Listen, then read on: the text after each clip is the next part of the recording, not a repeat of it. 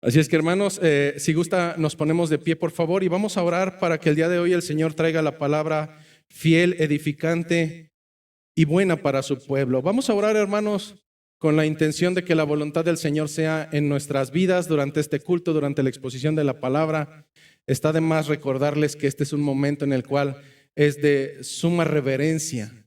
No voy a hablar yo, o a lo mejor va a ser mi voz, pero estaré hablando palabras que no son mías, son palabras de tu Señor.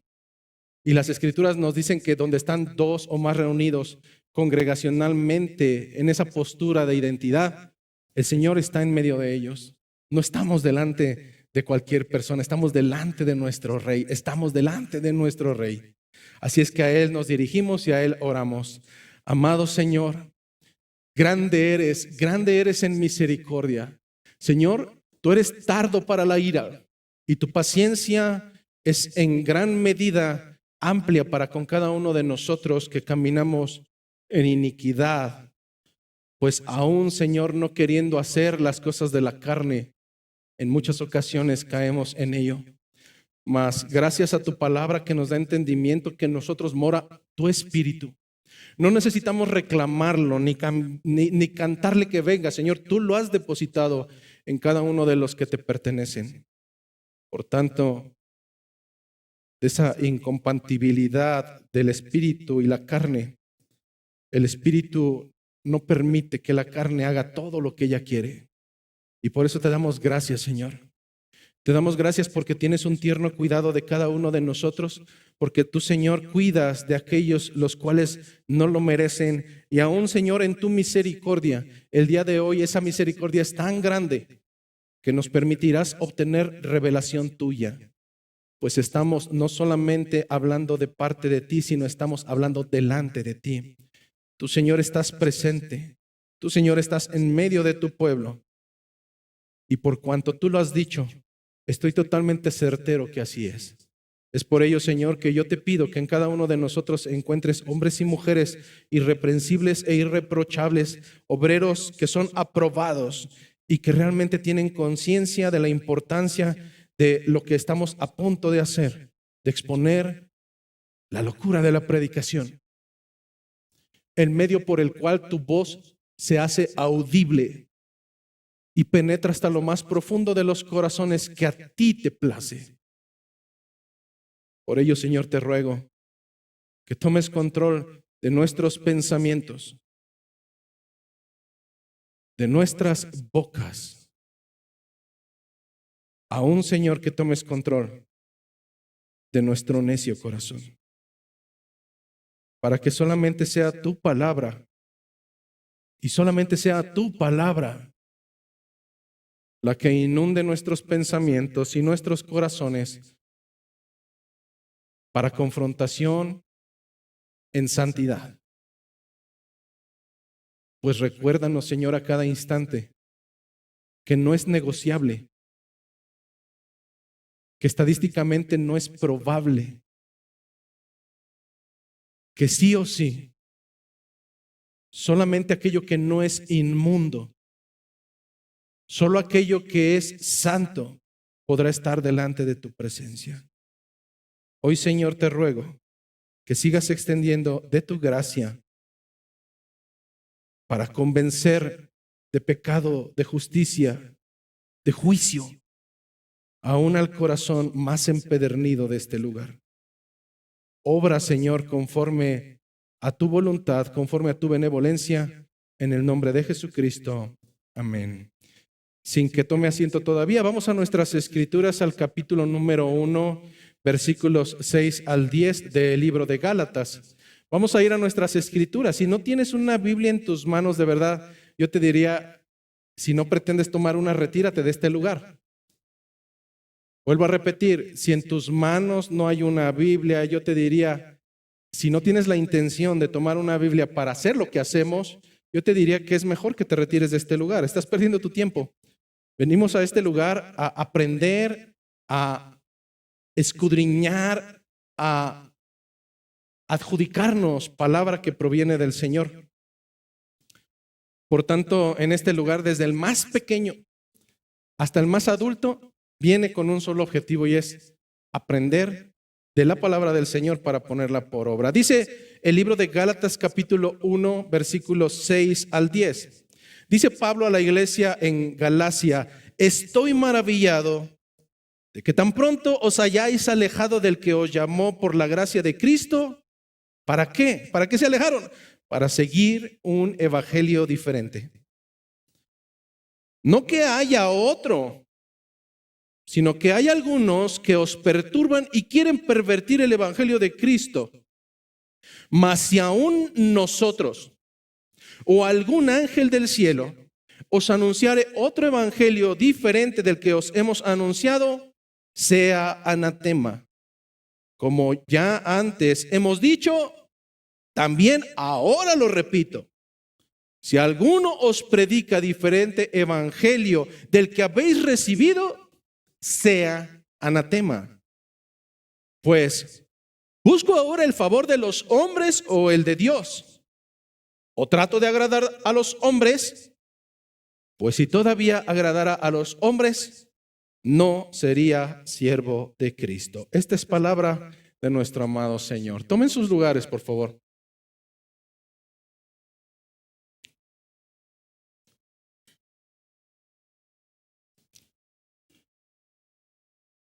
El día de hoy, a diferencia de otras predicaciones donde comenzamos con alguna analogía, algún símil o algo con lo cual podamos hacer una alegoría, el día de hoy será diferente. El día de hoy quiero comenzar con una aseveración total. El día de hoy quiero comenzar con una aseveración total. Y esta aseveración es que Dios es soberano.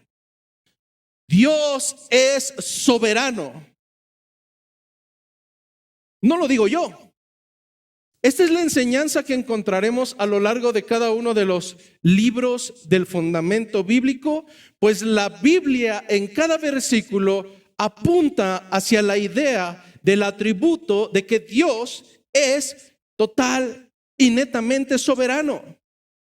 Esto significa que Dios gobierna y controla todas las cosas. Ser soberano en la tierra es ser la mayor autoridad y tener pares dentro de los cuales puedan tener soberanía sobre diferentes regiones.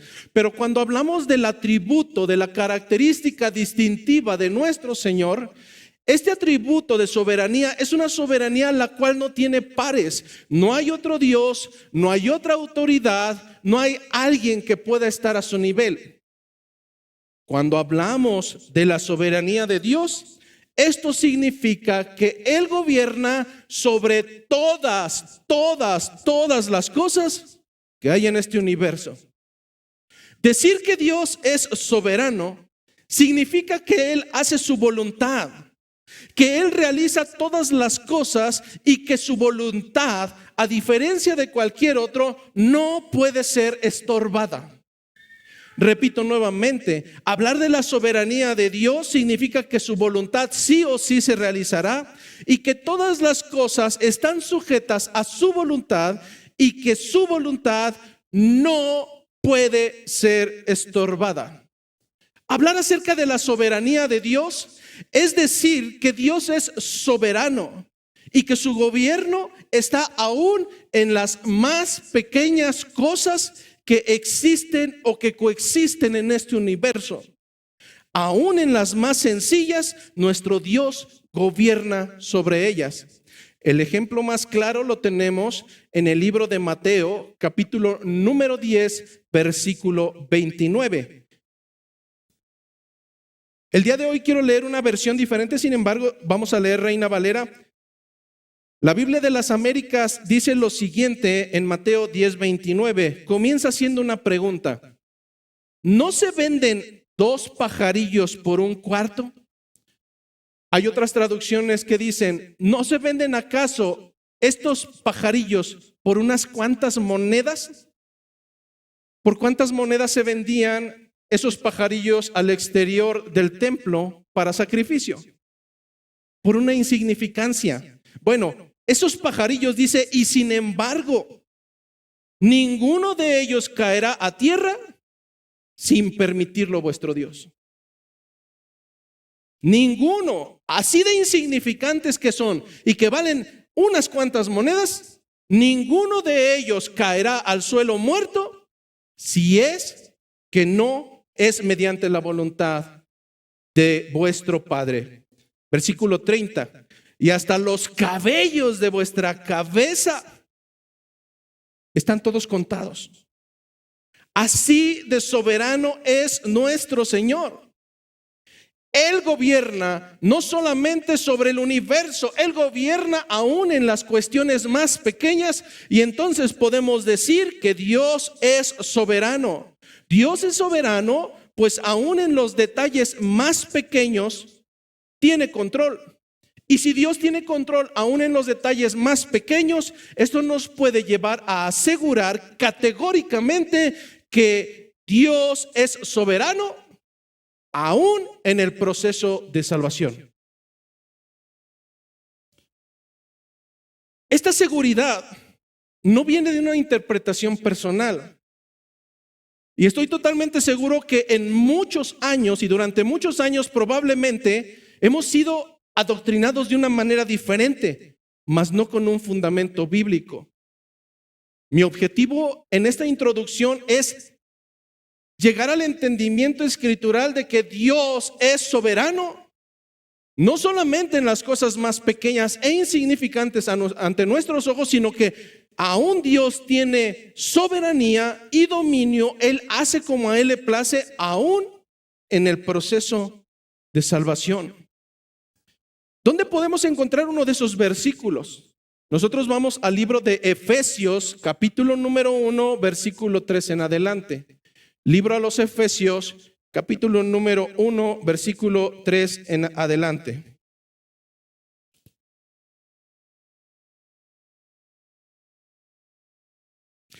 Dicen las Escrituras en esta mañana: bendito sea el Dios y Padre de nuestro Señor Jesucristo, que nos bendijo con toda bendición espiritual en los lugares celestiales en Cristo. Y aquí viene algo que es sumamente choqueante en base al adoctrinamiento que en ocasiones históricamente tenemos. Versículo 4. Según nos escogió en Él. Oiga, toda mi vida me han dicho que yo salí a buscarlo, que yo tuve misericordia de Él, que yo le escogí, que yo le acepté. Bueno, lo primero que quiero decirte es que Cristo no es un miserable limosnero. Él no necesita que nadie lo elija. Dios no es un miserable que está esperando a que tú te dignes abrirle las puertas de tu corazón para aceptarlo. Es más, aceptar al Señor en tu corazón no lo encuentras en todo el fundamento bíblico. No fue una práctica de los creyentes. Y no fue sino hace hasta aproximadamente un siglo que esa práctica comenzó. Vuelvo a repetir, versículo 4, según nos escogió en Él antes de la fundación del mundo. ¿Para qué nos escogió en Él? ¿Para ser libertinos? ¿Para encontrar el éxito? No.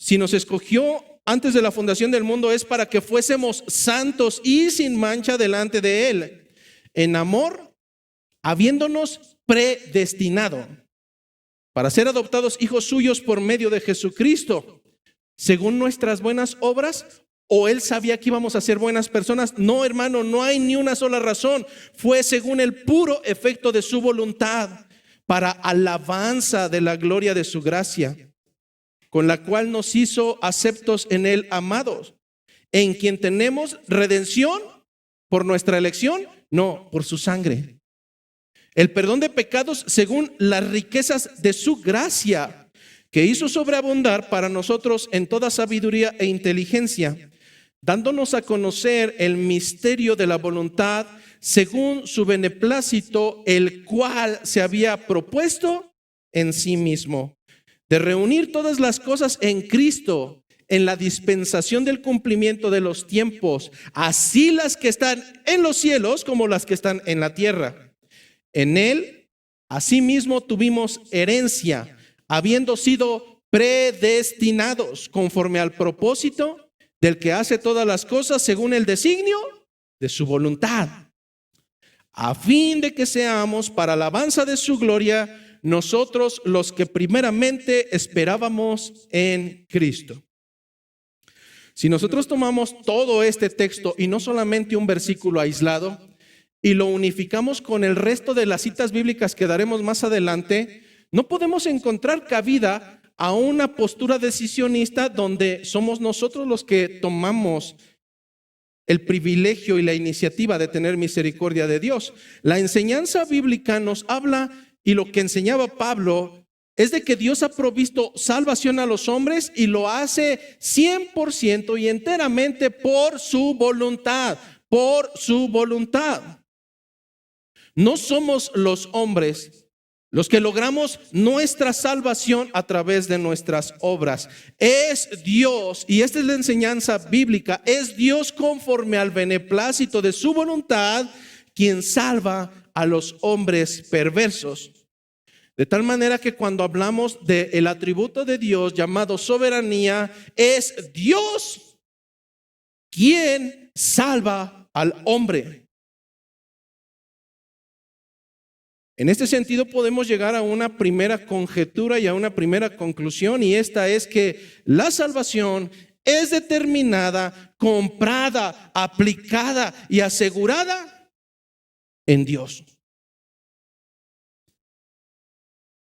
La orquesta del proceso de salvación que encontraremos en Romanos 8:30 en adelante, nos dice que de principio a fin, de principio a fin, de principio a fin, la salvación es solo del Señor.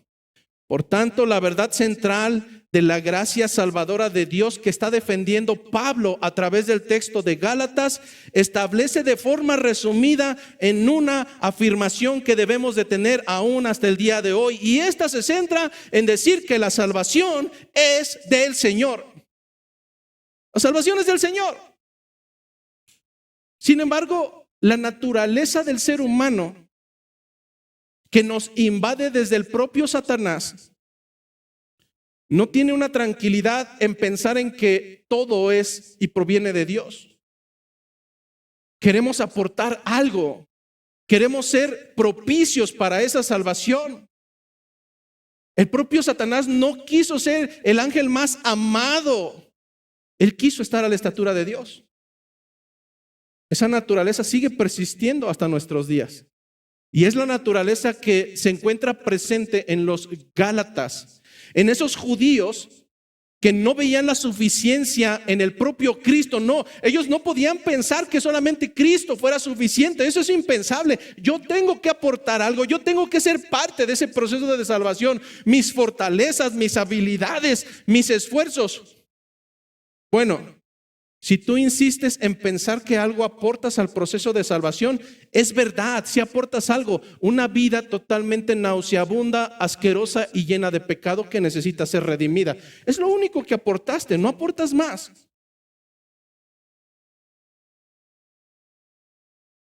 No te creas tan importante. La gloria es para el Señor. Es luego entonces que este pensamiento de que Dios no es soberano se traduce en una total herejía. Y esa herejía es la que estamos encontrando y vamos a encontrar en el libro a los Gálatas.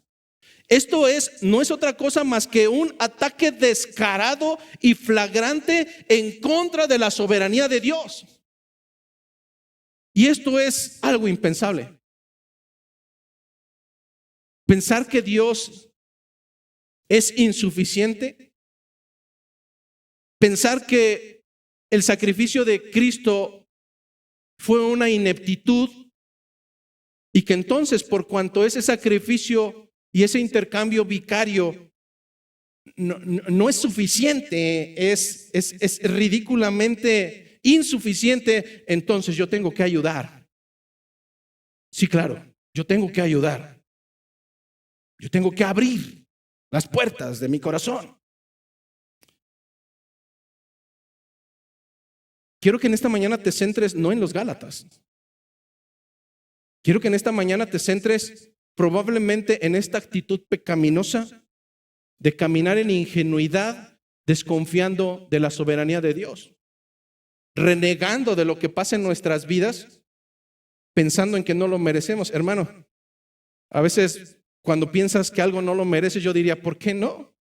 Más bien lo que no deberías de merecer es la misericordia de Dios. Siendo como eres, no deberías de merecer. Y ahí no nos preguntamos, ¿por qué a mí? ¿Por qué a mí me das alimento? ¿Por qué a mí me das vida? ¿Por qué a mí me das bienestar? Eso yo sí me lo pregunto, ¿por qué? El juicio lo tenemos ganado. Hemos sido transgresores. En este sentido, no vamos a hablar de una agresión sencilla.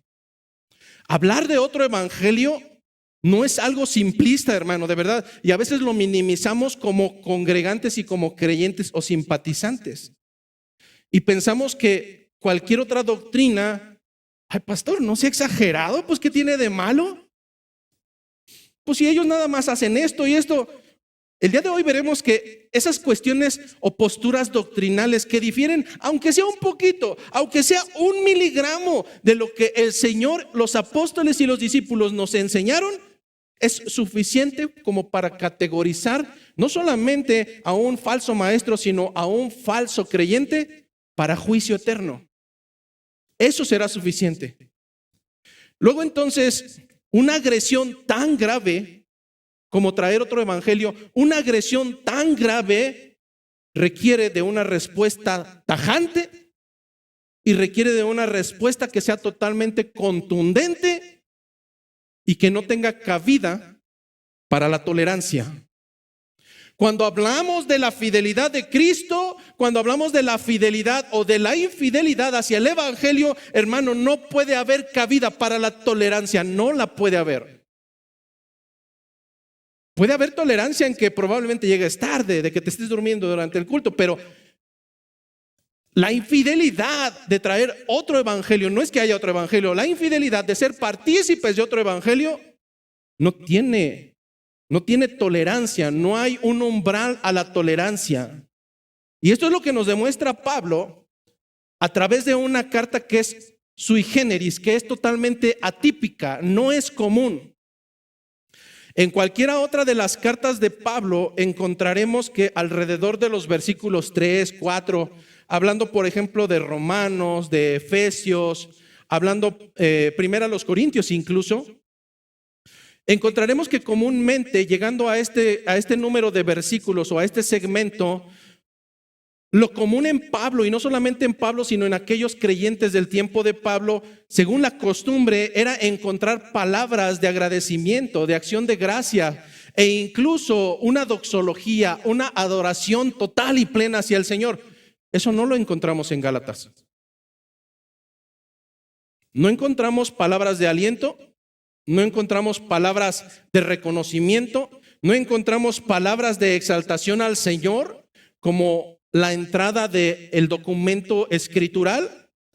Si nosotros ponemos el ejemplo al menos de 2 cartas de las que acabo de mencionar, por poner un ejemplo, Romanos 1, 8, nos dice lo siguiente: primeramente doy gracias a mi Dios mediante Jesucristo con respecto a vosotros, de que vuestra fe se divulga por todo el mundo, porque testigo me es Dios, a quien sirvo en mi espíritu, en el evangelio de su Hijo, de que sin cesar, Pablo hablando de esta manera, de que sin cesar hago mención de vosotros siempre en mis oraciones. Qué hermoso inicio y qué hermosa introducción a una carta a hombres que no ha conocido Pablo porque estaban en Roma. Y aún así Pablo les dice, sin cesar hago mención de vosotros en mis oraciones. Bueno, si alguien te escribe una carta de esa manera, dices, ¿cuánto me ama? Me tiene sus pensamientos. Soy agradable para él. Un caso similar lo tenemos en la carta a los Filipenses capítulo 1, versículo 3. Doy gracias a mi Dios siempre que me acuerdo de vosotros, decía el escritor a los Filipenses. Siempre en todas mis oraciones rogando con gozo por todos vosotros, por vuestra comunión en el evangelio desde el primer día hasta ahora, estando totalmente convencido, dice Pablo, estando persuadido de esto, de que el que comenzó en vosotros la buena obra, la perfeccionará el día de Jesucristo. Y podemos continuar con otras cartas más. y la similitud es amplia. Pero cuando nosotros vamos al texto, a los Gálatas, Pablo comienza con unas palabras sumamente duras. No lo puedo entender. Estoy tan maravillado. No hay comprensión en mí, dice Pablo, de que tan pronto os hayáis alejado del que os llamó por la gracia de Cristo para seguir un evangelio diferente. Pablo está entrando con la espada. Pablo no está reconociendo ningún atributo en ellos, no está expresando palabras de agrado, sino palabras de asombro. Y sobre todo un asombro que es penoso. Porque no es lo mismo que te asombren con una fiesta a que te asombren con una mala actitud. Pablo está dejando claridad que este asombro es sumamente vergonzoso. ¿Cuál es la razón? La causa raíz es sumamente clara. La razón es la esencia misma de que el evangelio corre peligro. Y en este sentido tenemos que tener total noción de que dependiendo de la situación, Pablo enfrentará o de una manera suave o de una manera tajante. Cuando nosotros vamos al libro de Primera los Corintios, capítulo número 5, recordaremos cómo es que Pablo no se tienta el corazón. Y aquello que se había descrito en Mateo 18:15 en adelante, de que si un hermano ha pecado contra ti, ve y tú a él a solas, repréndele. Si te escuchas, ganado a tu hermano, y si no, dilo a 2 o 3 para que en presencia de 3 o 4, etcétera, etcétera, etcétera. Bueno, lo que vemos en 1 Corintios 5 es tajante. Se dice que hay entre vosotros un perverso, el cual peca y comete un pecado, el cual ni siquiera se nombra entre los gentiles. Al final la sentencia es clara. Pablo le dice, saquen al tal, entréguenlo a Satanás, excomúlguenlo. ¿Y dónde quedó el strike 1, 2 y 3? No hay. Porque hay situaciones que ameritan tomar decisiones drásticas y palabras drásticas. En este sentido, la razón de que Pablo está entrando tajantemente con la espada desenvainada es que la esencia misma del evangelio está corriendo peligro. La esencia misma del evangelio está corriendo peligro. Cuando el evangelio de Jesucristo se encuentra en riesgo, hermano, la tolerancia no existe. Cuando el evangelio de Cristo está en riesgo, no hay tolerancia. No existe. Algo hermoso de Pablo es que él pudo haber entrado y tal vez escribiendo esta carta entrar con una sentencia de expúlsenlos a todos. Pero no fue así. Pablo sabe que hay un problema y que tiene un posible remedio a través de la palabra del Señor y a través de la exhortación. Aunque hay un llamado de atención, Pablo no está desechando a los Gálatas. A esto le llamamos disciplina. Yo sé que en ocasiones cuando se aplica la disciplina bíblica no es agradable. No es agradable para mí, no es agradable para quien recibe la disciplina. Pero es el amor lo que mueve a la disciplina bíblica. Porque queremos que seas restaurado, que camines igual que cuando caminabas antes de haber transgredido. Y es por eso que Pablo inicia de esa manera. Estoy tan maravillado de que tan pronto os hayáis alejado del que os llamó. Fueron ustedes los que se alejaron. Pero en su soberanía, Él fue quien los llamó. Ustedes fueron los que se alejaron, pero en su soberanía fue Él quien los llamó a ustedes por la gracia de Cristo para seguir un evangelio diferente. Para eso se alejaron ustedes. Es lo que Pablo está sentenciando. La palabra tan pronto en el original, en el griego original, se traduce con tanta facilidad o con tanta rapidez. No sé cuántas veces a lo mejor tienes un hijo que está en pleno desarrollo y estás sirviendo la comida del día, le sirves a él primero y cuando estás sirviendo el segundo plato volteas. ¿Qué pasó? Ya está vacío. Me asombra de que tan rápido comas. Es algo que es inesperado, no es común. Es común que alguien tarde 10, 15, 20, 30, una hora para terminar ese plato, pero cuando ese joven engulle, dices, wow, Me asombra de que tan rápido hayas consumido ese plato. ¿Había posibilidad de que el evangelio fuera diluido, fuera adulterado? Sí, hermano, pero no tan pronto. Eran unos cuantos años de que se les había predicado el evangelio, unos cuantos años, y ellos ya estaban pervirtiendo, diluyendo, adulterando el evangelio para seguir un evangelio diferente. Un evangelio que radicalmente era diferente a lo que se les había enseñado. La pregunta con nosotros es, hermano, ¿qué sucede si nosotros fuimos criados en iglesias donde se nos enseñó esa doctrina?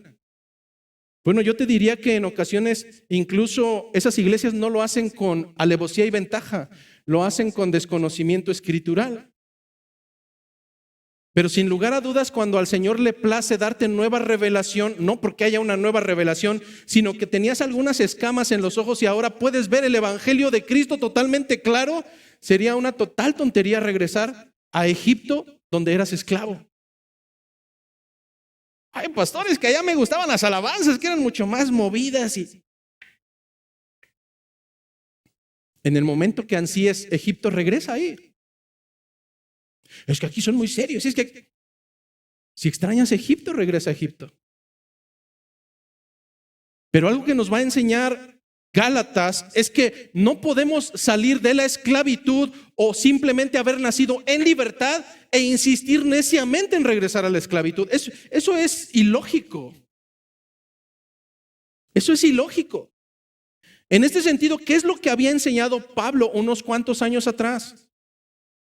Pablo les enseñó un evangelio totalmente puro, un evangelio que él había recibido no de los hombres, sino del mismo Cristo.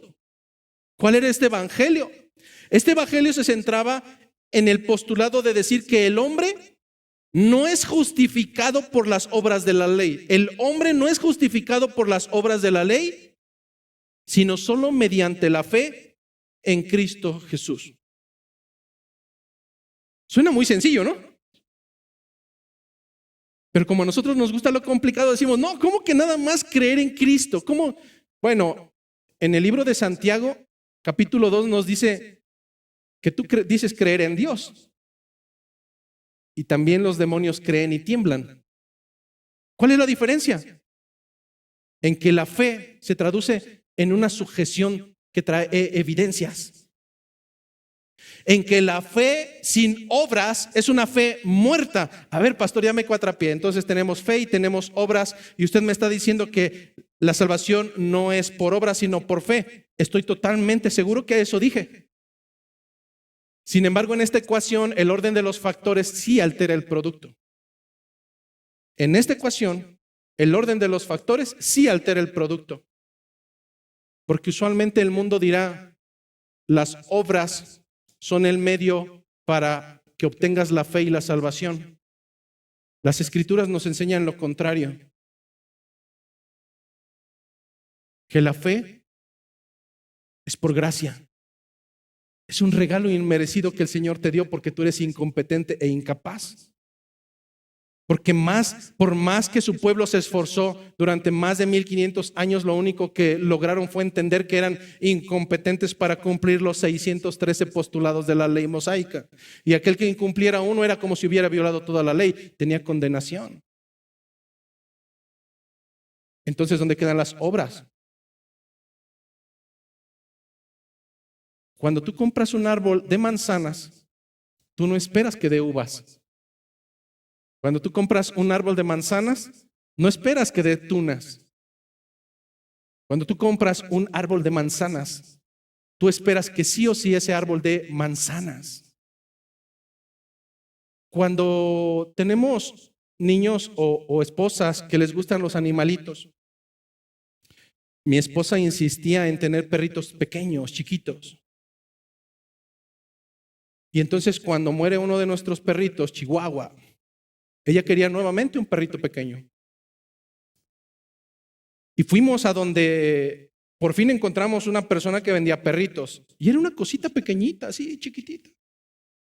Y decíamos, esto es un perrito pequeño, este es un perrito chihuahua, este es un perrito que no va a crecer.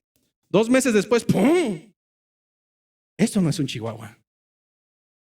Esto no se ve como chihuahua, esto no luce como chihuahua. Esto no ladra como chihuahua. Esto tiene cabello que no es de un chihuahua. Bueno, creyente no es el que dice ser creyente. Por sus frutos, por sus obras, les vamos a conocer. En verdad, hermano, domingo a domingo veo aquí creyentes, pero también veo muertos.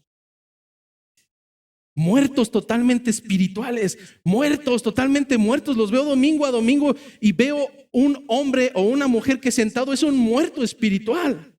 Aun cuando lleva meses, aun cuando lleva años en este lugar.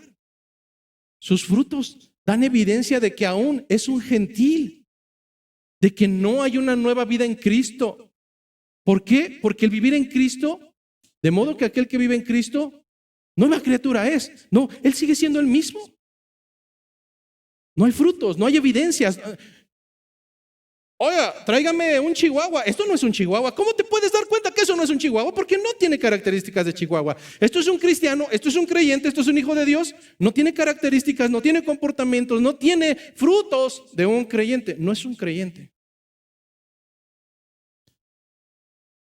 En este sentido, el evangelio predicado por Jesucristo, el evangelio predicado por Juan Bautista, el evangelio predicado por cada uno de los discípulos, por cada uno de los apóstoles, el evangelio que se predicó a partir de la Reforma en el año 1600, el evangelio que se ha venido predicando fielmente, es aquel que toma a Jesucristo como la justificación y no a la ley. Solo la salvación es solamente mediante la fe en Cristo Jesús. Niños, pongan atención. Detrás de esa puerta hay un tigre.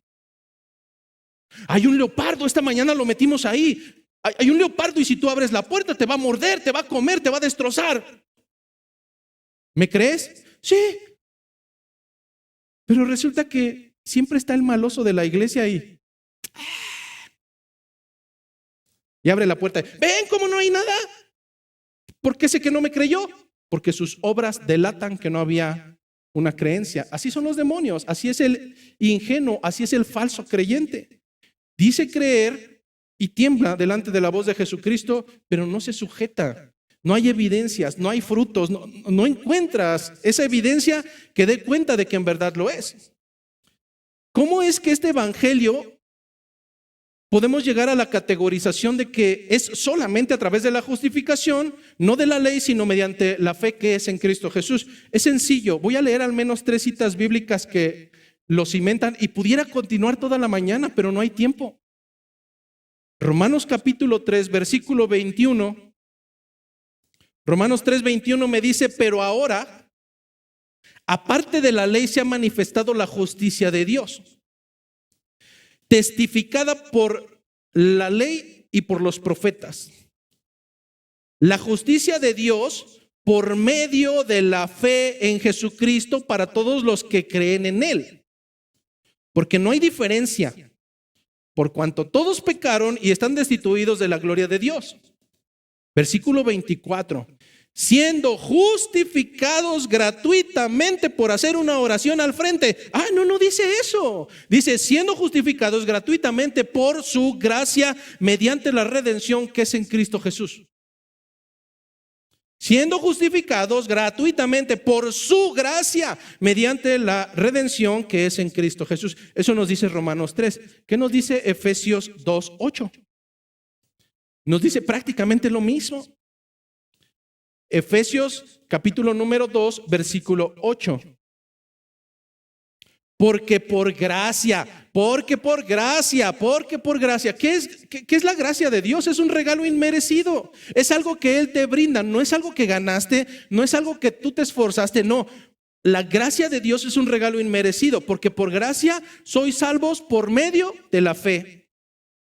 Y esto no de vosotros, esto no de vosotros, esto no de vosotros. ¿Por qué repito tanto esto? Porque quiero que te lo grabes, que la salvación, que la gracia no es de vosotros, no depende de ti. Tú no la gestaste, tú no la buscaste, tú no la encontraste. Y esto no de vosotros, pues es un don de Dios, no por obras. no por obras, para que nadie de ustedes se gloríe. Porque somos hechura suya, creados en Cristo Jesús para buenas obras, las cuales Dios preparó de antemano para que anduviésemos en ella. Llevamos 2 citas bíblicas. Vamos por una tercera, en el libro de Tito, capítulo número 3. Y vuelvo a repetir, pudiera seguir y seguir y seguir toda la mañana, hermano, pero no hay el tiempo. Pero esta es la enseñanza bíblica, no ninguna otra más. Tito capítulo número 3, versículo 4. Pero cuando se manifestó la bondad de Dios nuestro Salvador y su amor para con los hombres, ¿qué sucedió cuando esa bondad se manifestó? Versículo 5. Nos salvó, no por obras de justicia, no por obras de justicia que nosotros hubiéramos hecho, sino ¿por qué? Por su misericordia, por el lavamiento de la regeneración y por la renovación en el Espíritu Santo, el cual derramó en nosotros abundantemente. Fue Él quien lo derramó abundantemente por Jesucristo nuestro Salvador, para que justificados por su gracia viniésemos a ser herederos conforme a la esperanza de la vida eterna. Hermanos, si esto no es totalmente claro, la verdad es que yo debería de cerrar esta Biblia y salirme de aquí. Pero no encuentro otra enseñanza, no encuentro otro evangelio, no encuentro otro medio, no encuentro otro camino, no encuentro otra verdad. Encuentro un solo camino que al Señor le plació y es la fe a través de Cristo Jesús. Eso fue lo que enarbolaron nuestros hermanos a raíz del periodo de la Reforma. ¿Qué pasó entonces? ¿Por qué hoy el 99.9% de las iglesias no expresan el arrepentimiento ni la fe a través de Cristo Jesús, sino cualquier otra barbaridad? Porque sucedió lo que en Galacia. Empezaron a surgir dentro de la iglesia hombres que comenzaron a perturbar a los demás a través de diluir el evangelio. No es que hubiera otro evangelio, pero a ellos les plació traer otro diferente. A tal grado de que hoy es una mentira que todo mundo la dice, de que es un rito mediante el cual tú hablas y no vives, dentro del cual puedes tener un acercamiento, entre comillas, a través de la repetición de algo, y 5 minutos después sales y fornicas, y 5 minutos después sales y haces lo que te plazca, porque no es necesario el arrepentimiento. Simplemente repite esto y ahora te decimos hermano en nuestra fe. ¿Dónde encontramos esa enseñanza en el fundamento bíblico? Ay, pastor, es que ahí dice que si confesares con tu boca. Bueno, a ver, espérame. Son 2 contextos totalmente diferentes, y lo platicábamos ayer con una familia. Son 2 contextos totalmente diferentes. Contexto después de Cristo. Nación romana. Una nación la cual tenía un Dios, aparte de todos sus dioses, con D minúscula. Y ese Dios era el César. Ay de ti si abrías tu bocota para decir que cualquier otra cosa era tu Señor y no el César. Porque eso era tomado como herejía. Y eso era tomado como que a partir de ese momento que abrías tu boca, estabas supeditado a la posibilidad de que cualquier romano te tomara y te degollara.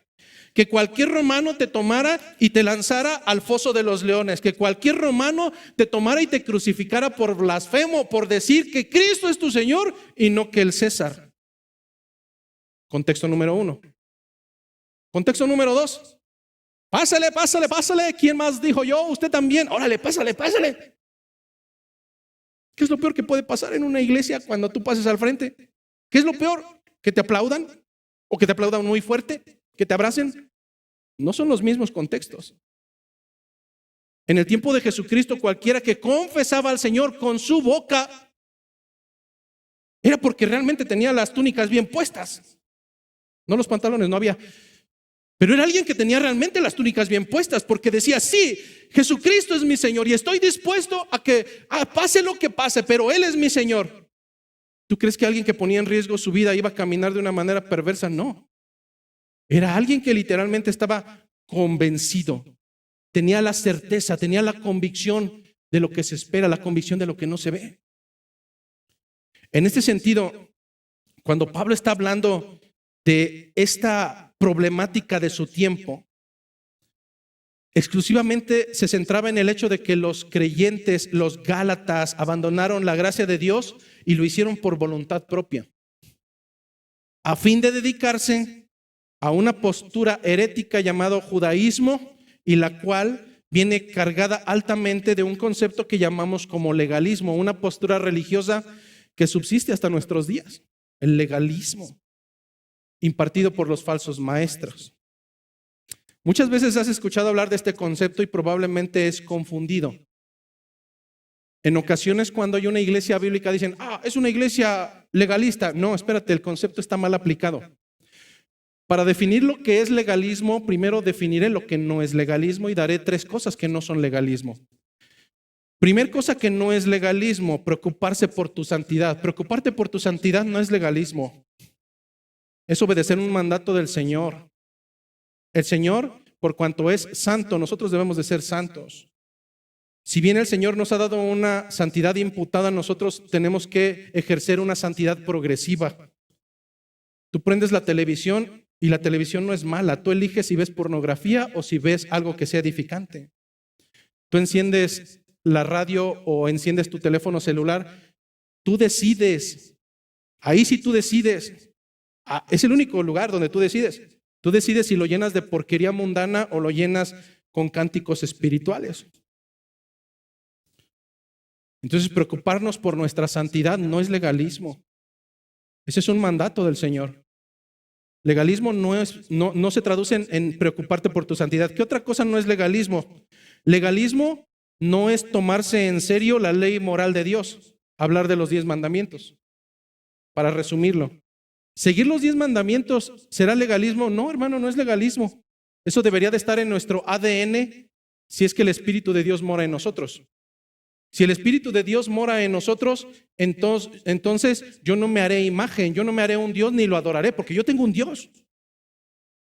Si el Espíritu de Dios mora en mí, tal cual como lo dicen las Escrituras, entonces yo no mataré.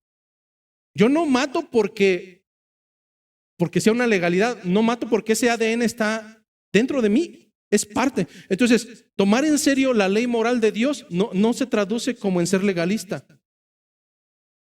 Tomar en serio la ley de Dios es caminar en sus mandamientos y en sus estatutos por reverencia y por respeto. Es caminar en el temor de Dios. ¿Qué otra cosa no es legalismo? No es legalismo restringir mi propia libertad por amor a Dios. El libro de 1 Corintios me dice que habrá cosas que tenga que dejar de hacer por motivo de conciencia o por motivo de tropiezo de alguno de mis hermanos. ¿Eso es legalismo? No, hermano, eso es amor. Pastor, ¿es bueno o es malo celebrar la Navidad? Ni es bueno ni es malo, haz lo que creas conveniente. Pero si caes en pecado dentro de esa celebración, ahí sí hay un problema. Pastor, ¿será bueno o será malo tomar coca? Yo no sé tú, es decir, si quieres tomar coca o quieres tomar agua, haz lo que quieras, pero que realmente haya una convicción de que eso no es pecaminoso. Dice 1 Corintios que el que guarda los días, para Dios los guarda, el que no los guarda, para Dios no los guarda. Todo tiene que centrarse en glorificar el nombre del Señor y no disfrazarlo. Yo bailo cumbias para alabanza a mi Señor. No, espérate, tú ya eres no encuentro la palabra, pero si estas 3 cosas no son legalismo, entonces, ¿qué sí es legalismo? ¿Qué sí es entrar en una postura legalista y por tanto herética? Hablar de legalismo es el hecho de intentar ganarme el favor de Dios a través de mi comportamiento. Sencillo. El legalismo es tratar de ganarme el favor de Dios a través de mi comportamiento. Si nosotros vamos al fundamento bíblico neotestamentario, vamos a encontrar figuras legalistas que se llamaban fariseos y escribas. El Señor nunca mandó, nunca ordenó, pero ellos dijeron, no, es que debes de hacer esto. ¿En qué se basaban? ¿Realmente en el temor del Señor? No, ellos basaban su comportamiento para ganar el favor de Dios. hijo, pórtate bien para que te vayas al cielo. ¿Cómo? O sea, a ver, si se porta bien va a ir al cielo. Esa es una enseñanza antibíblica. No quiere decir que no se deba de portar bien, pero que incentives el comportamiento y el cambio de una persona conforme a tu pensamiento para que él gane el favor de Dios, eso es una total herejía. Eso es legalismo. Hermana, usted no se va a ir al cielo porque use falda o porque use pantalón. Si su corazón es totalmente asqueroso, yo sé dónde va a terminar. Hermano, usted puede traer barba o no puede traer barba. Si nos viéramos totalmente mosaicos, nos tomamos los fundamentos de la ley de Moisés que nos convienen o los que nos gustan o los que sí podemos cumplir. No os haráis rasguños en nombre de los muertos. Pero un versículo antes y un versículo después, uno de ellos dice que no tocarás la punta de tu barba. Entonces cumples uno y el otro no. Aquí hay varios lampiños que ya se hubieran ido al infierno por rasurarse. No harás tonsura en tu cabello. Ya habríamos varios que por raparnos o porque se nos cayó el cabello ya estaríamos en el infierno. No, hermano, no es a través del cumplimiento de la ley que nosotros nos vamos a ganar el favor de Dios. No es a través de lo que hacemos humana y éticamente para poder ganar el reino de los cielos. Hermano, tú vas a ir al cielo por dejar de tomar, dejar de fumar y dejar de decir malas palabras. No lo creo. No quiero decir que sea correcto. Te estoy diciendo que con esto no lo vas a lograr. En este mismo momento hay gente musulmana que no toma, no fuma y no dice malas palabras. ¿Entonces se van a ir al cielo? No, porque la salvación es un don de Dios, es por gracia y es a través de la fe en Cristo Jesús. Ese es el evangelio, hermano. Ese es el evangelio. Por tanto, el legalismo radica en lo herético de obedecer los mandamientos de Dios para obtener la salvación. Pero aún más grave es que hay un tipo de legalismo que sigue las reglas inventadas por los hombres para poder ganar el favor de Dios. Y eso es aún más herético. Si es que puede haber un más herético, es herético.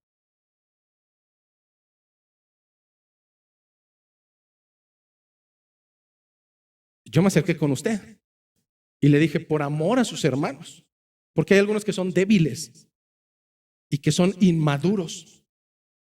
No porque la ropa le vaya a dar la salvación. A veces tendría que hacer cosas por amor a los demás. Inmaduros. No porque eso me vaya a dar un extra delante del Señor. A eso se le llama legalismo y es herético, hermanos. El legalismo, por tanto, no descansa en la obra de Cristo para ser aceptados por Dios, sino en nuestros esfuerzos, en nuestras capacidades, en nuestras obras. El evangelio nos mueve a la obediencia por el simple hecho de haber sido aceptados por gracia. ¿Te das cuenta? Yo no me porto bien para obtener la gracia de Dios, por cuanto yo ya he obtenido la gracia de Dios desde antes de la fundación del mundo. Entonces ahora, como yo no me la creo y como no puedo entender cómo es que Él me amó tanto como soy y como me encontró, que ahora no puedo hacer otra cosa más que agradecerle, que caminar conforme a su voluntad, porque no quiero defraudarlo, porque quiero amarle y no quiero que su reputación quede en mal. ¿Te das cuenta que el orden de los factores se altera el producto? Las obras no me dan la salvación, porque el Señor me ha dado la salvación. Ahora hay frutos que nacen de ello. Por tanto, mientras el evangelio nos promueve obediencia por gratitud, el legalismo nos lleva a obedecer para ser aceptados. Todo gira en torno a lo que hacemos o lo que dejamos de hacer. Si puedes cumplir las reglas, si puedes mantener los estándares, Dios te va a bendecir. Eso es legalismo. Y es herético delante del Señor. Todo depende de ti, de tu obediencia, de tu esfuerzo personal, de tu compromiso, de tus méritos. ¿Qué es lo que hace todo esto? Apelar a la gloria de Dios. No, lo que nos lleva a esto es apelar al orgullo humano. Yo soy más meritorio porque me estoy esforzando más. ¿Tú te acuerdas de aquellos fariseos en los cuales se practicaba el ayuno? Pues no faltó el que dijo, ustedes ayunan una vez a la semana, yo voy a ayunar 2 veces a la semana. Ya hay muchos que ayunan 2 veces a la semana, entonces yo voy a ayunar 4 veces a la semana. ¿Hasta qué grado? Hasta el grado de que hace algunos años murió un herético que dijo que él había ayunado 41 días. Un día más que el Señor, que les quede claro. ¿Por qué? Porque centraba su salvación en sus obras. ¿Ustedes no pueden? Oh, se van a ir al infierno. No, hermano, eso es legalismo. Lo que estaba haciendo este pueblo era alejarse del que los llamó para gracia. Y Pablo realmente comprendía que el llamado de Dios es eficaz y proviene de él para salvación. Es un acto gratuito, soberano, de misericordia que Dios realiza. Y que si Dios concede salvación, es por los méritos y la muerte y la resurrección de Cristo, no por tus obras. ¿Has escuchado esa tontería de que el mejor evangelio que tienen tus vecinos eres tú? Si tú fueras el evangelio, todos nos hubiéramos ido al infierno. Si tu testimonio barato fuera el medio de salvación, estaríamos en graves problemas. Tú no fuiste el medio, tú no fuiste nada, no. Todo esto proviene del Señor, hermano. La gloria no es para ti, la gloria es para Él. Si fuera por nuestros méritos humanos, por nuestras obras, porque somos buenos, ¿acaso no hasta en el trabajo o en la escuela cuando alguien te hace un favor y te saca de un problema, te le dices, ay, gracias, te vas a ir al cielo con todo y zapatos? No, con todo y sus zapatos se va a ir al infierno. Si no alcanza misericordia de Dios. Porque no hay gente buena. Aún tus hijos pequeños, aún tus hijos recién nacidos, fueron procreados en maldad. Sí, tu hijo de 1 año, de 2 años, que dices que no es malo, que es bueno. Tu hijo rebelde que dices, ay, bueno, es que está en la adolescencia, es que, ay, pues ya sabe que a la edad de 3 años, pues nadie los controla. ¿Cómo? Sí, ¿por qué? Porque son malvados, porque son pecadores. Porque esa es la naturaleza que vive en ellos. Otro mito y otra barbaridad, eso de cristiano de cuna. ¿Qué es eso? Yo no encuentro eso por ningún lado. Yo encuentro que un creyente es creyente hasta que da evidencias. Pero por si fuera poco, cuando justificamos que todo es por buenas obras y por cumplimiento de legalidad, Romanos 3:10 en adelante nos dice lo contrario.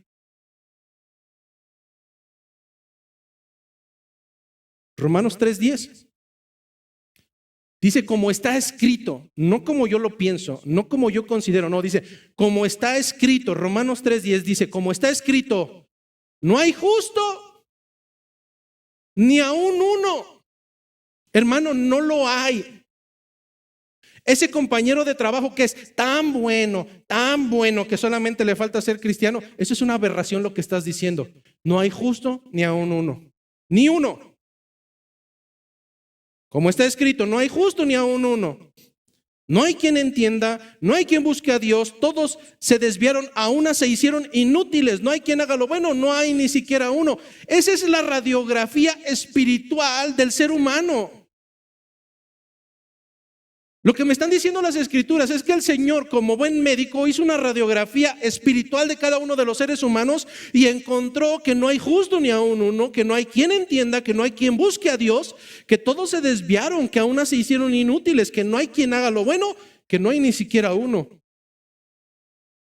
Con esa radiografía y bajo tu postura de que los buenos van a ir al cielo, ¿quién irá al cielo? Nadie.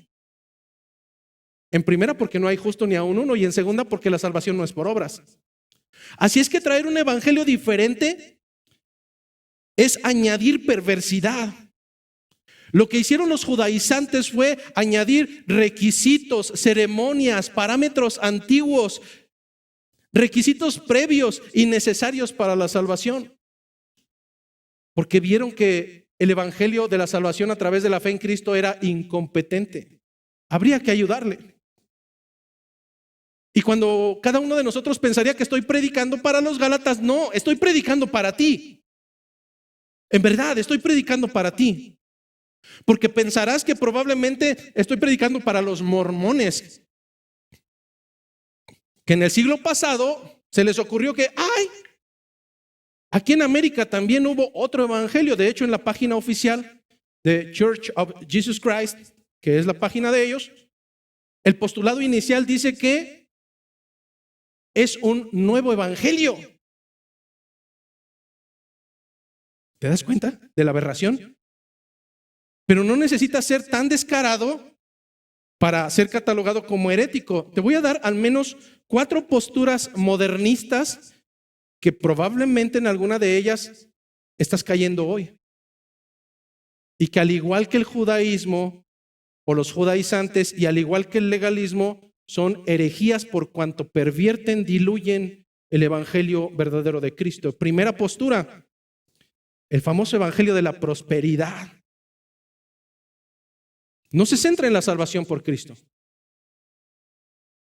Se centra en sembrar para que Dios te bendiga. Hermano, usted siembre, pacte y échele a la morralla y verá cómo es que el Señor le regresa al 60, al 30, al 60 y al 100 por uno. ¿Ese es el evangelio de Cristo? No. El evangelio de Cristo no se centra en mis finanzas. Eso es una herejía. Entonces tienes a un montón de gentes que quieren ser prósperos, pero no quieren ser santos. Tienes a un montón de gente que quiere ser próspero, que quiere ser exitoso, pero no quiere las consecuencias de tomar la cruz, de negarse a sí mismo y seguir a Cristo. Que en su diccionario no existe la palabra prueba, no existe la palabra tribulación, porque ellos quieren todo lo demás. ¿Por qué? Porque no es un evangelio de Cristo. Segundo ejemplo de una herejía moderna, el evangelio de la guerra espiritual.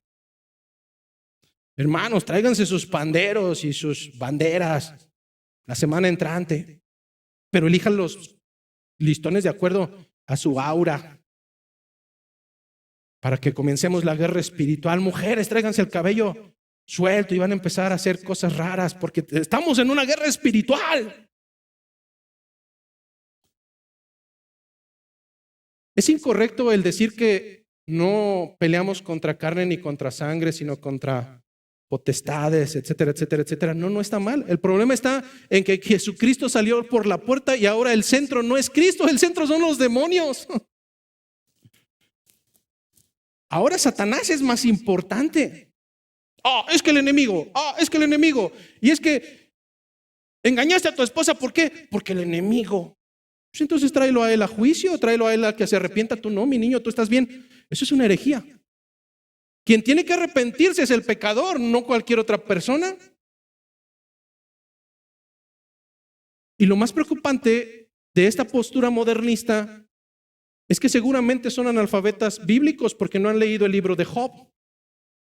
El libro de Job es sumamente claro bajo el entendido de que Satanás no puede hacer absolutamente nada si Dios no se lo permite. A esto se le llama soberanía. Y aun cuando Dios lo permita, será para nuestro bien. Eso dice Romanos. Tercer herejía modernista, el evangelio milagrero.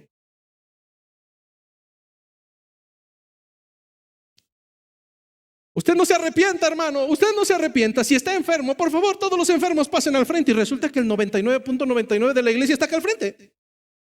Todos están enfermos, todos quieren un milagro, todos quieren sanidad, pero nadie quiere arrepentimiento. ¿Ese es el evangelio de Cristo? Absolutamente no. El Señor conoce aún las intenciones de nuestro corazón. El Señor conoce los motivantes, y si el motivo no es Cristo, estás en un problema sumamente grave. Si quieres sanidad, ve con un médico. Cristo no es un milagrero. Cristo no es un juez sobornable que le puedes torcer el brazo el domingo de 4 a 6 para que en ese día tú recibas tu milagro. ¿Quién te crees? ¿Acaso Dios es tu payaso? ¿Dios es tu títere? No. Dios es el Rey de Reyes, Dios es el soberano, Dios es el todopoderoso, Dios es Dios. Y el único medio y la única intención es Cristo, no hay nada más. Cuarto evangelio herético, el evangelio decisionista. Usted no necesita arrepentirse, usted no necesita vivir en santidad. Usted no necesita tener frutos dignos de arrepentimiento. Usted puede vivir como cualquier cerdo revolcándose en el lodo. Usted puede ser el peor de los gentiles y no pasa nada. Cuando llegue aquí le abrazaremos y le diremos: amado hermano en Cristo. ¿Ese es el evangelio de Cristo? No, absolutamente no. En ningún lado encontrarás histórica o bíblicamente una práctica similar a esta. No la encontrarás. Fue alrededor de los años 50, 1950, no antes, ni Pablo, ni Pedro, ni Jesucristo, ni Juan Bautista, ni ninguno de los discípulos. No encontramos un solo rasgo en el cual tú tengas que tomar una decisión para poder aceptar al Señor en tu corazón repitiendo cualquier cosa. No existe. Si vienes en este momento mostrándome eso en la Biblia, yo me bajo y dejo de predicar, porque entonces el herético soy yo. Pero por cuanto estoy totalmente seguro de que no es una enseñanza bíblica, sino la salvación a través de la fe en Jesucristo, y ese es el centro, no hay más, hermanos. Si ese fuera el medio de salvación, ¿dónde están todos los que pasan semana tras semana? Porque son 100, son 70, son 150. Pero resulta que a la siguiente vuelven a ser 200, 300, 500. ¿Dónde están? ¿Dónde están esos creyentes? No son creyentes.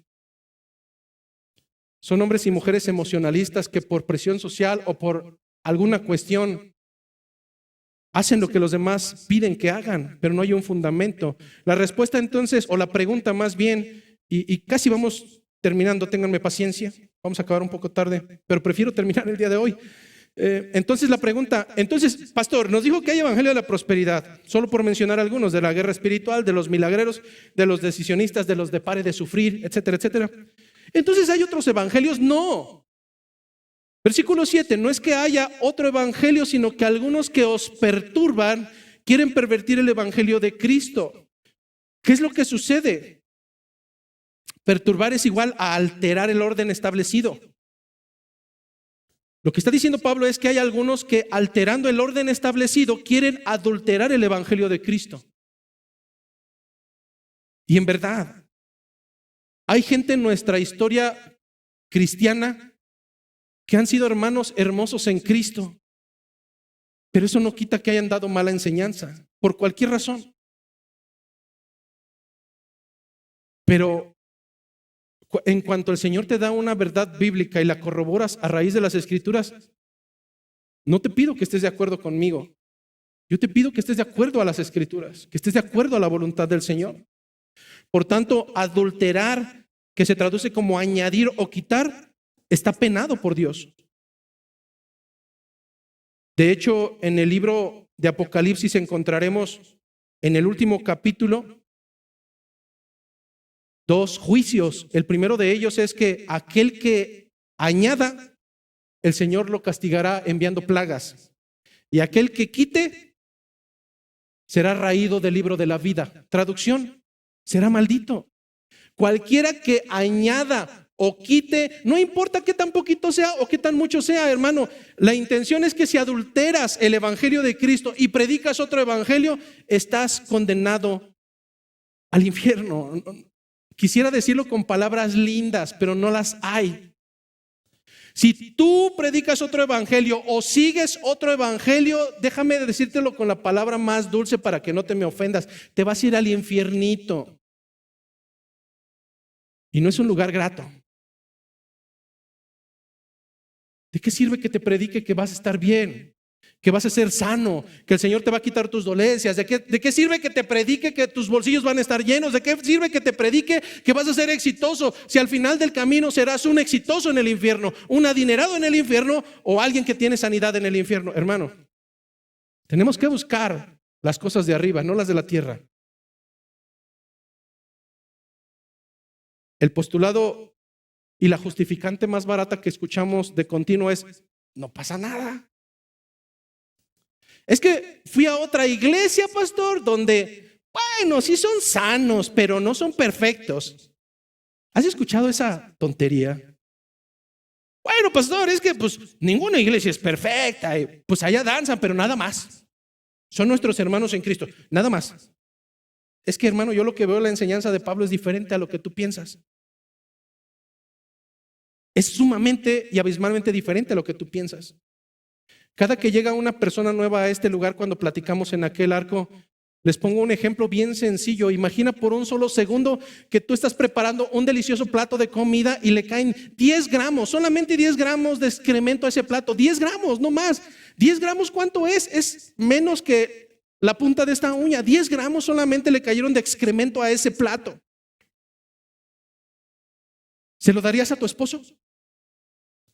Pero seguramente se lo darías a tus hijos. Pastor, ¿qué le pasa? Eso, por muy minúsculo que sea, los va a contaminar. Y yo seré responsable del resultado de esa intoxicación. Bienvenido a la cristiandad. Poca levadura va a leudar toda la masa. No estamos hablando de perfección, estamos hablando de fidelidad. Lo que está demandando el Señor es fidelidad. No estamos hablando de iglesias perfectas, estamos hablando de iglesias fieles. Y por cuanto cualquiera que predique otro evangelio, sea nosotros o sea un ángel del cielo, versículo 8, si anunciare otro evangelio diferente del que os hemos anunciado, sea anatema, sea maldito. ¿Y tú crees que el juicio es solamente para los que predican otro evangelio? No, hermano, también es para los que siguen otro evangelio. Sean anatemas. Ay, ¿qué tiene de malo? 10 gramos son 10 gramos. Bueno, quien diga que eso es correcto, el domingo entrante traemos un plato y le ponemos los 10 gramos para que lo coma. Al fin, ¿qué tiene de malo? No pasa nada.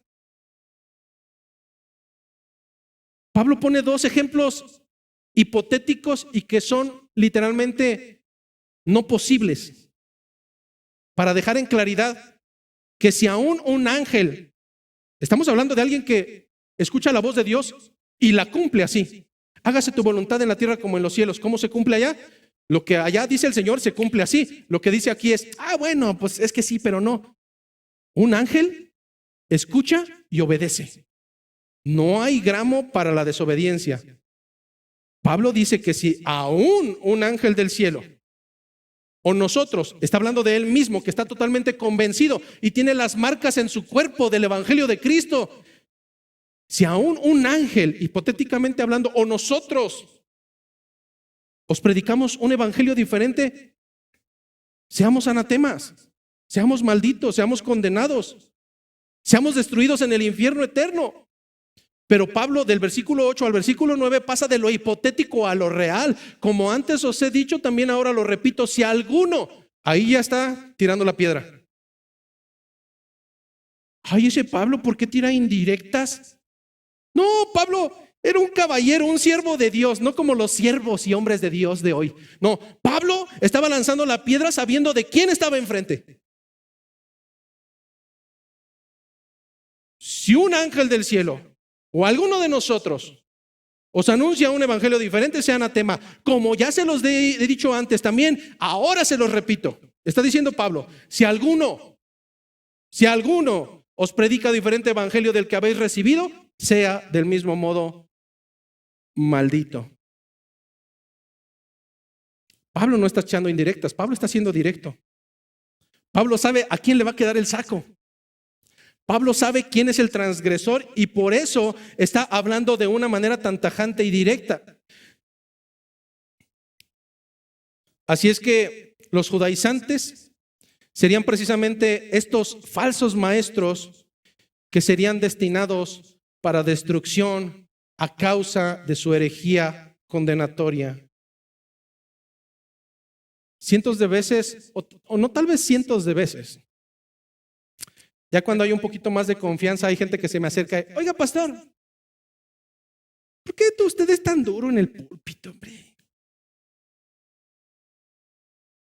De vez en cuando debería, no sé, ser como John Piper de, ay, el amor de Dios y engrandecido. ¿Qué crees? Que lo he intentado y no puedo.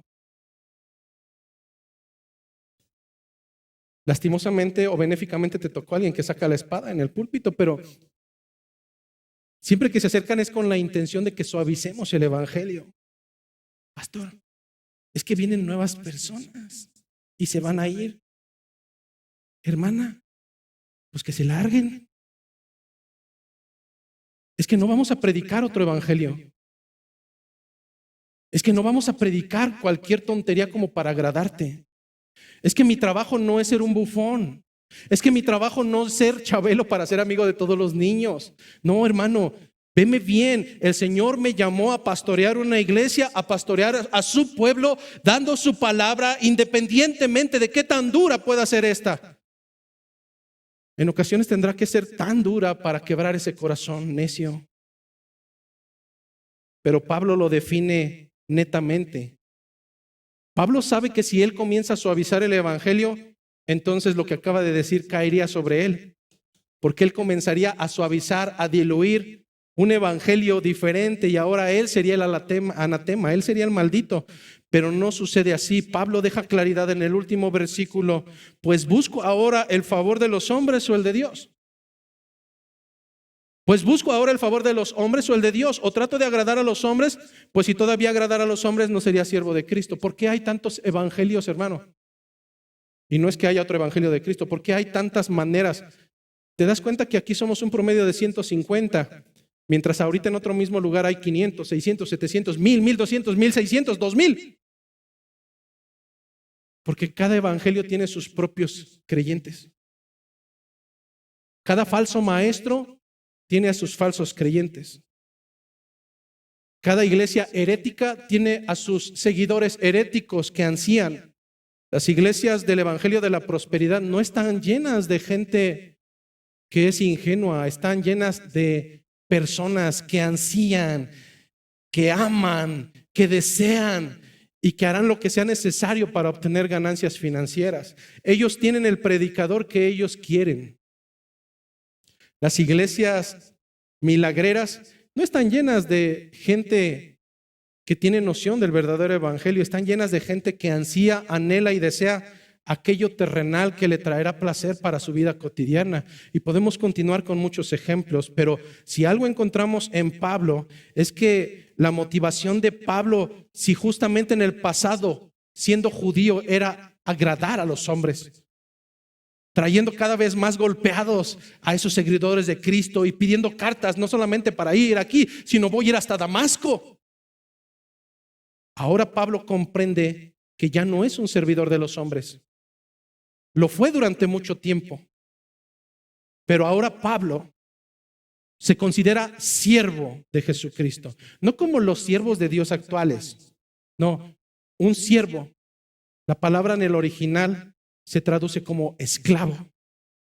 Y un esclavo no podía tener decisión de toma de conciencia, decisión de su propio intelecto. Él obedecía órdenes. Pablo se considera ahora un esclavo de Jesucristo, convertido voluntariamente para su Señor, dispuesto a pagar el precio hasta el grado de ver la muerte como ganancia y no como pérdida, al grado de llevar una vida sacrificial que es muy opuesta al concepto de éxito de agradar a los hombres. Al final de esta predicación, ¿qué podemos concluir? ¿Qué podemos llevarnos de enseñanza? La primera enseñanza literalmente es una cita bíblica. Cada que te preguntes, bueno, ¿y qué es el evangelio? ¿Qué es lo que debo de predicar? ¿Debo de ir y prometer que el matrimonio de alguien va a recobrar fuerza si viene al cristianismo? ¿Debo ir y decirle que si viene a Cristo llenará ese vacío en su corazón? ¿Debo de ir y predicar un evangelio de que Dios te ama independientemente de cómo seas? Lo que yo debo de predicar a raíz del evangelio y de la gran comisión, pudiéramos centrarlo en Efesios capítulo 2, versículo 8. Ese es el evangelio, hermanos. No hay otro más. Todas las promesas que se te ocurran son otro evangelio. Efesios capítulo 2, versículo 8. Porque por gracia sois salvos. Porque por gracia sois salvos por medio de la fe. Y esto no de vosotros. No, nunca va a ser de vosotros. Nunca vas a aportar. Pues es don de Dios, no por obras, para que nadie se gloríe. Porque somos hechura suya, creados en Cristo Jesús para buenas obras, las cuales Dios preparó de antemano para que anduviésemos en ellas. Si algo pudiéramos concluir en esta mañana es que no solamente los Gálatas, sino también alguno de ustedes. Cualquiera que añada o cualquiera que quite a este evangelio que acabamos de leer, traerá irremediablemente condenación para su propia vida. El juicio no es solamente, otra conclusión, el juicio no solamente es para los falsos maestros, el juicio también vendrá sobre las falsas ovejas. Ay de aquel que predique otro evangelio. Seas maestro, falso maestro o falsa oveja. Hay de aquel que predique otro evangelio. Entonces está hablando de que vamos a ser perfectos. No, hermano. Tú vas a ser perfecto hasta el momento del regreso glorioso de Jesucristo. En ese momento el Señor te glorificará. El último paso de la cadena del orde salutis, orden de salvación. Hasta el momento en que Cristo regrese, tú serás perfeccionado. Por tanto, no estoy hablando de perfección, estoy hablando de fidelidad. Y por cuanto esta iglesia busca la fidelidad, mi deseo es que al final de tus días escuchemos estas palabras. Bien, buen siervo y fiel. Cuando termines tu carrera, hermano, no pretendo que escuches buen siervo y inteligente, buen siervo y esforzado, buen siervo y exitoso. No, hermano. Cuando terminemos tú y yo la carrera, quiero escuchar de labios de mi Señor, no solamente para mí, sino para cada uno de ustedes, estas palabras. Bien, buen siervo y fiel. Sobre poco, sobre muy poco me has sido fiel. Ahora, sobre mucho te pondré. Entra en el gozo de tu Señor. Que la gracia, que la paz, que la misericordia y sobre todo, hermanos, la misericordia sea con cada uno de ustedes. Gracia y paz.